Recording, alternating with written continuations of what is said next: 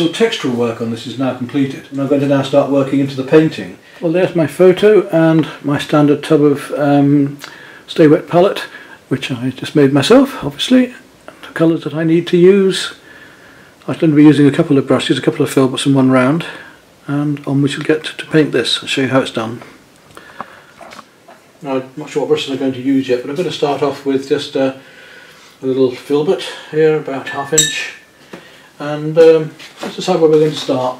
We'll start working in some of these sort of greeny tones here, I think. And I'm going to start with acrylics, and I may well finish with oils, but we'll see. And you see, I want to work these colours in, letting the texture just glow through here. I don't want to completely lose the dark background. It's going to give it a coherence as well as the depth. When you've got a colour on your brush, if you see it elsewhere, then that's what you do.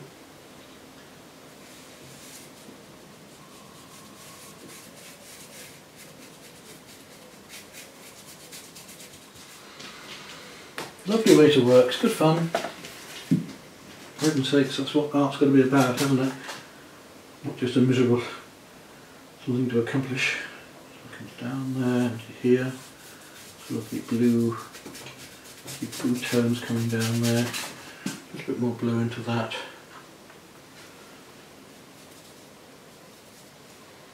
You can add colour actually onto the surface as we direct from the palette as we go along.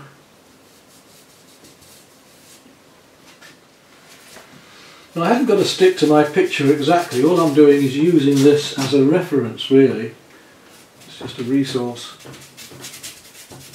You can see it just starting to pick up on the textures now, lights and the darks. I'm going to have to come back on that and make this lighter and then darker afterwards again, because we're doing it in almost in mirror. We're doing the lights and the darks and the lights.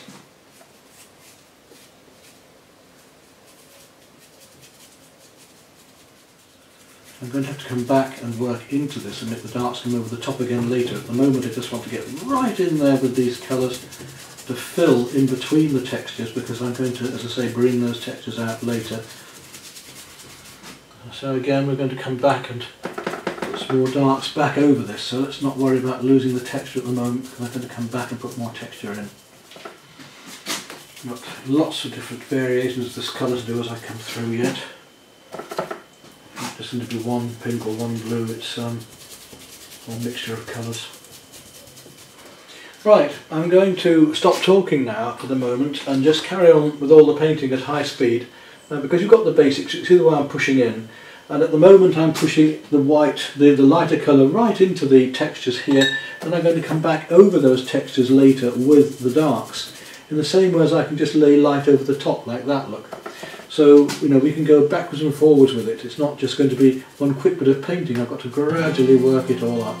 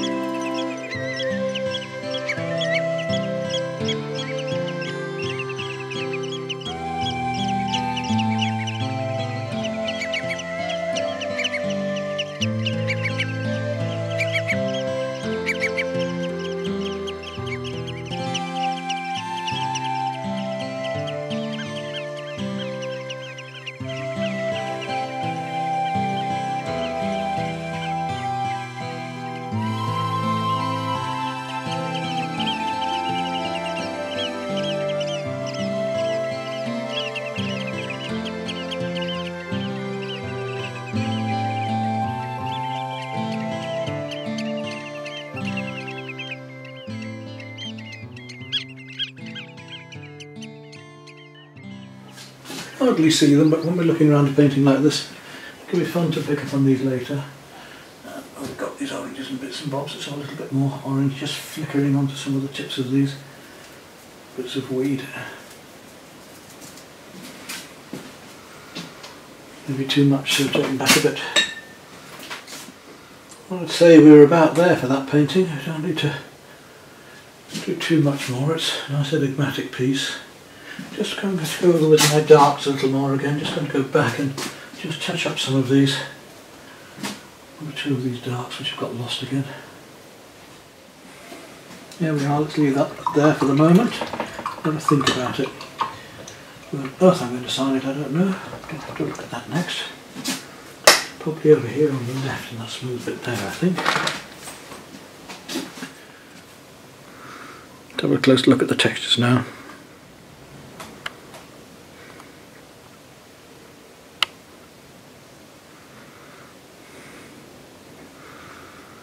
You can see how I've used those seeds, grain and the wool to make the texture of the weed on these rocks at this loch edge.